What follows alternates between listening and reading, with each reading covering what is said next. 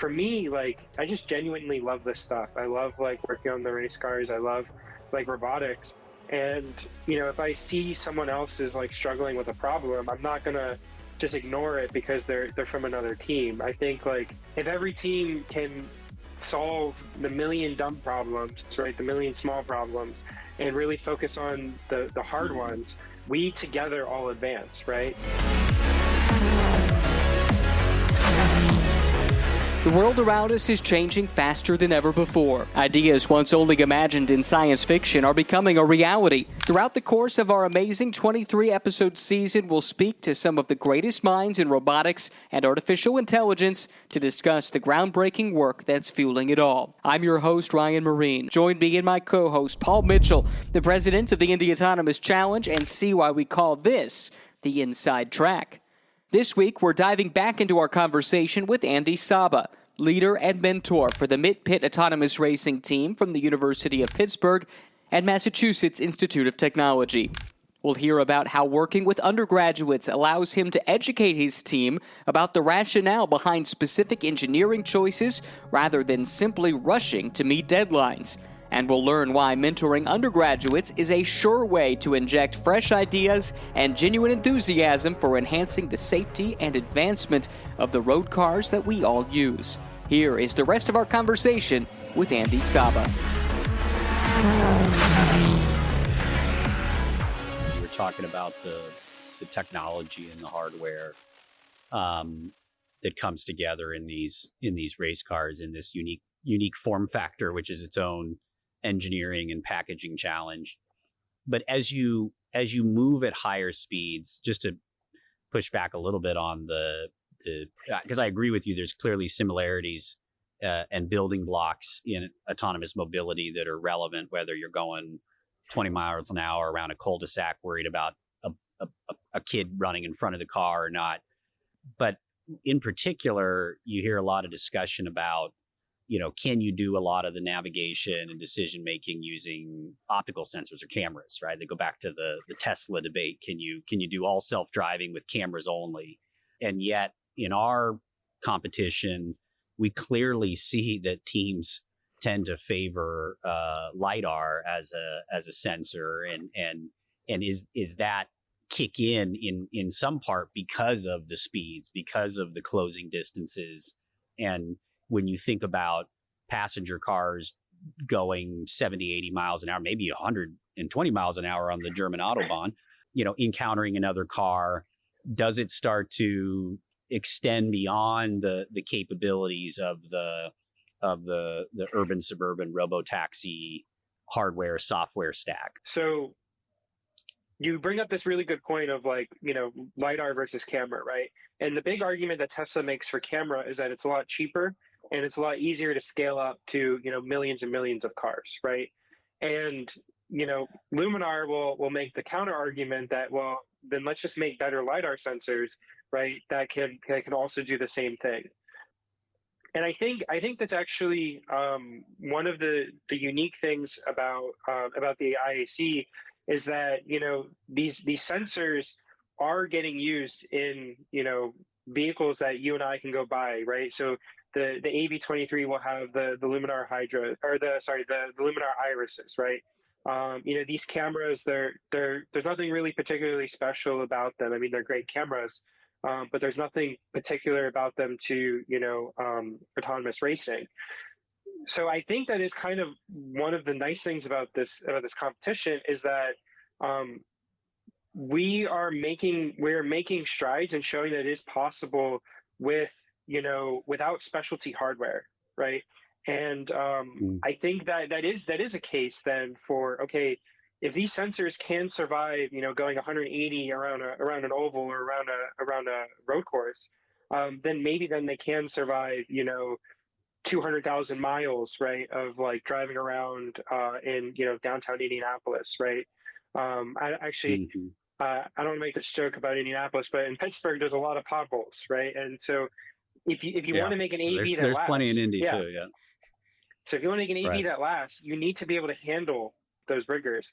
So yes, there are extremes in autonomous racing, but I will still stand that I think the fact that we can handle those extremes mean that we're better equipped to handle the Hmm. everyday stuff. Regarding though, this is like kind of like a tangent. Regarding the whole Sure. like lidar camera debate, one of the things that our team kind of like focused on pretty early on was, you know, we wanted to make sure that we had solutions for all of the sensors, right? Cameras, radars, and Mm. lidar. We invested a lot of time in developing advanced solutions for, especially for the lidar, and for the camera. We're working on something new right now, and part of that is because each sensor brings its strength and its weaknesses. And the same applies for commercial vehicles, the same applies for autonomous racing. And one of the really nice things about cameras is that they can just see further than lidar scan, right? Like the luminar can see 200 meters, the hydra, the iris could see a little bit further, but the cameras, you have you know significantly more resolution, significantly more range. That's really helpful when you're racing. They can also run at a much faster rate. The camera can sample up to 75 frames a second, right? Versus the lidar at 20.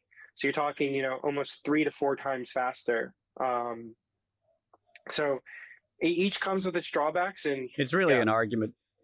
Yeah, it's really an argument for the value of sensor fusion and how IEC is giving you a platform to advance sensor fusion, because you may be using the camera to see a vehicle further out and know that it's there, but then as you approach it and you're thinking about an overtake, you're relying more on lidar and being able to either toggle between those sensors in terms of what your algorithm is based on, or the fusion of those. Yeah, that's a really another contribution that's being made that I know is also relevant to the commercial space.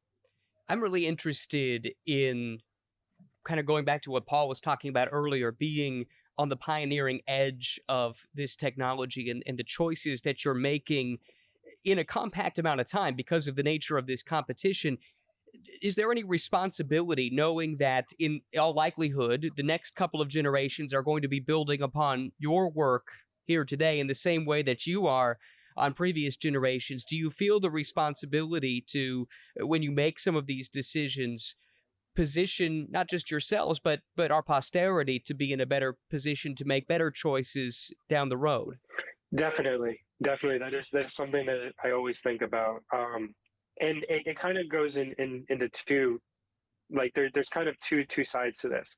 The one side is really thinking about the long term impact of decisions.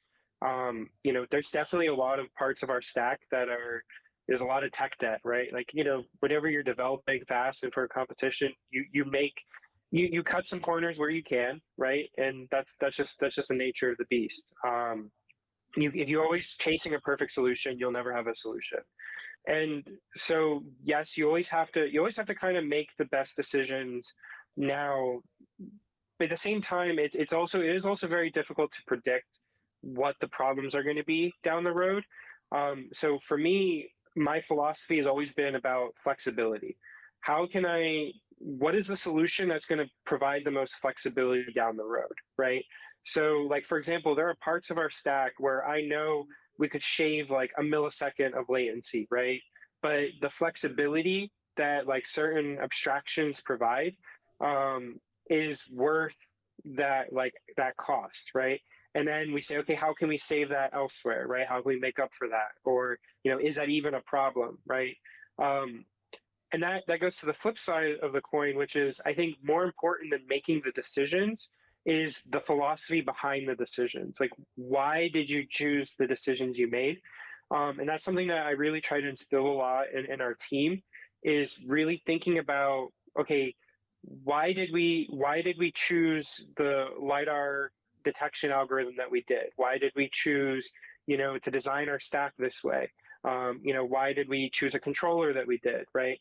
Really getting into the nitty gritty of like the reasonings behind it, because it's kind of like the old saying of like, you teach someone to fish. They feed them for life. You give them a fish, they eat for a day. If you give young engineers the correct, not even correct, if you give young engineers a philosophy or like a reasoning behind why decisions were made, they can then go and make their own decisions, right? They understand, okay, these were the drawbacks, this is the things you considered. Now I can go and reevaluate and say, okay, does that still make sense, or do I need to do something differently, right? And I think that is the more important, like, responsibility as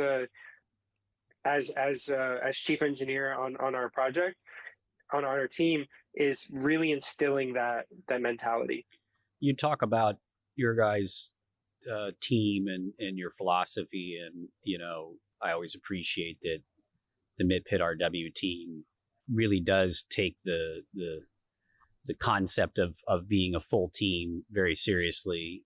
You look at how you guys prepare, the kind of pre-meetings you have, the post-meetings you have after races, and yet yours is the only team that is entirely student-led, that is predominantly undergraduate. For those that aren't aware, right, the majority of the paddock at an Indy Autonomous Challenge event, and the teams are PhD students, certainly some master students, and very few, if any, undergrads. I think Technical University of Munich at one point had 10 or more PhD students that were, contributing to their team. So you've got to overcome let's say the deficit of just, let's say, pure experience or hours in the classroom, or collective research experience.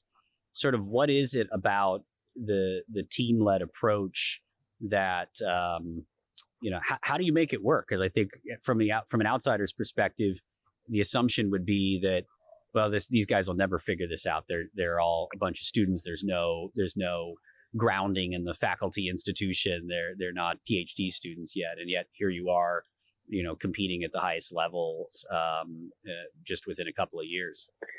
Yeah, it definitely is a challenge, and I think more than the experience. I mean, yeah, experience is. I don't want to discount experience at all. Experience is extremely important, and understanding, how to spend your time and where to spend your time, I think, is the most valuable thing. That, like, by the time you're a PhD student, is a skill you should have learned, is time management and understanding how I should spend my time and where the problems are. But just from a pure, like, manpower perspective, an undergrad is significantly less than a dedicated PhD, because a dedicated PhD, this is their full-time job, right? And for undergrads, you have other classes, you have other things to worry about. So yeah, we have to overcome a deficit of experience. We have to overcome a deficit of also just pure time. And so it's a chicken and egg problem, right? You need the time to get the more experience, but you can't get the more experience because you don't have the time. So for us, we really try to, okay, we know that people have a deficit of time. We know they have a deficit of experience. Where can we focus people's attention and people's time to get the greatest value out for the team, right?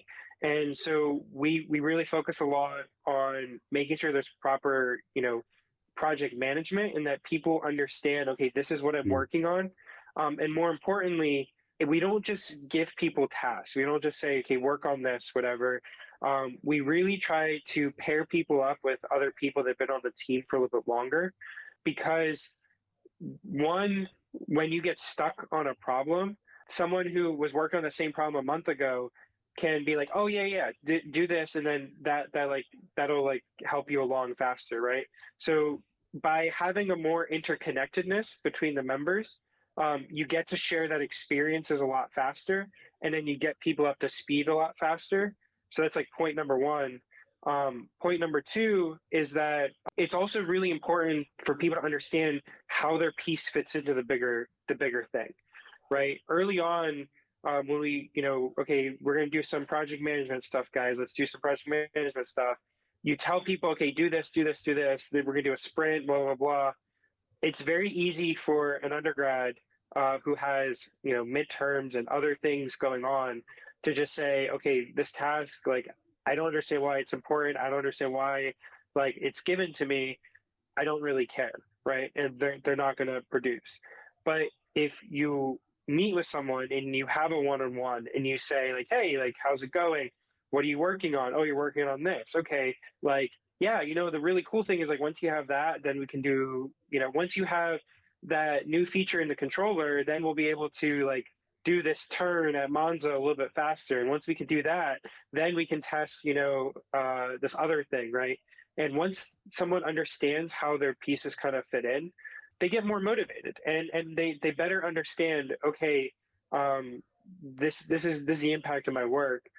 And then the third most important piece, and this feeds into the other two things I'm talking about, it really comes down to building a good team culture.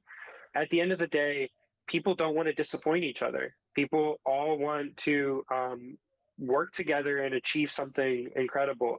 And by really grounding, okay, here's how your piece fits into everything else.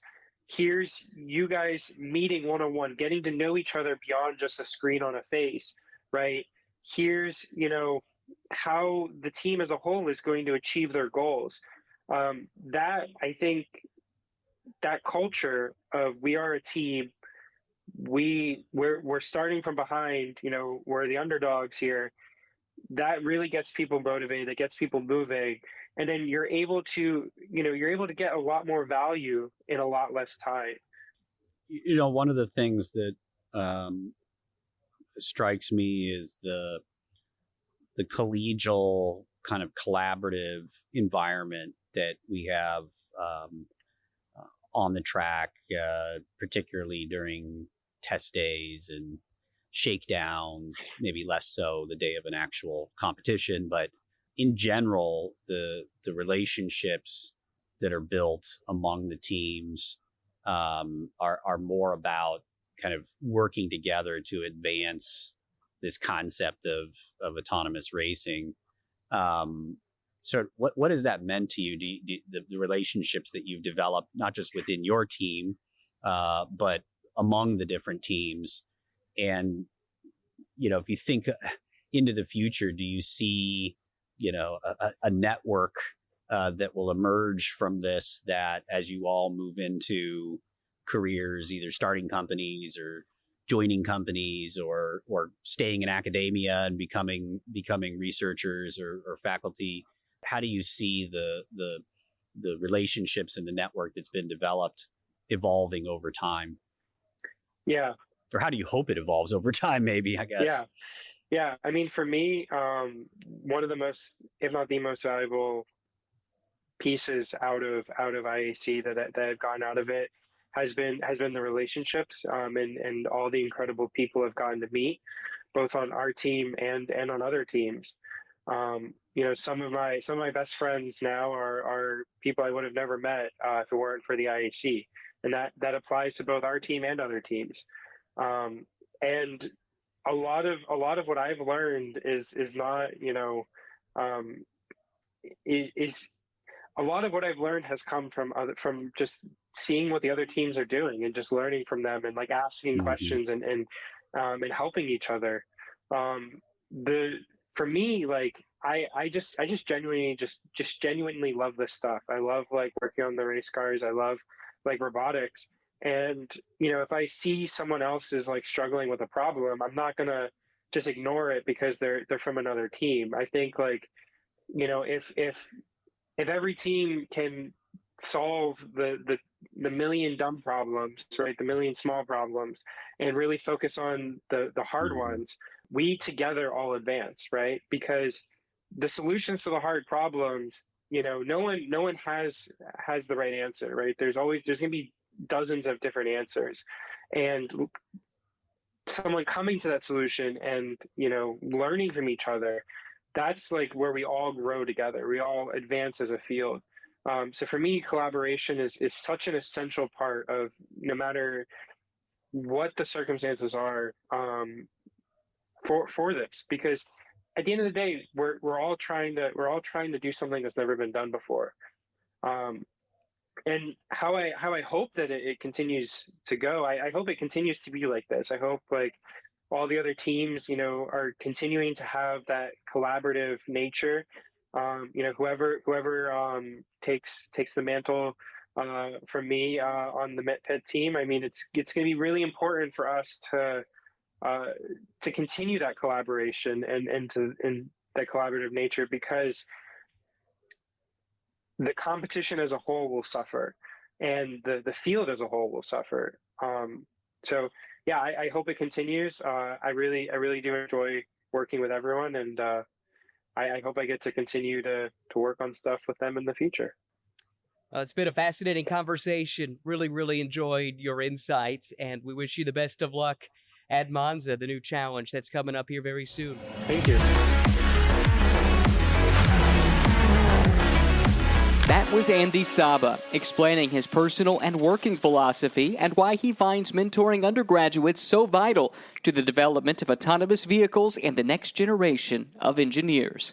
The next time on the Inside Track, we'll be speaking with Gary Passon, the faculty lead for the AI Racing Tech team at the University of Hawaii, on how a school known for its oceanic and astrological studies is contending with some of the most prominent engineering schools in the world.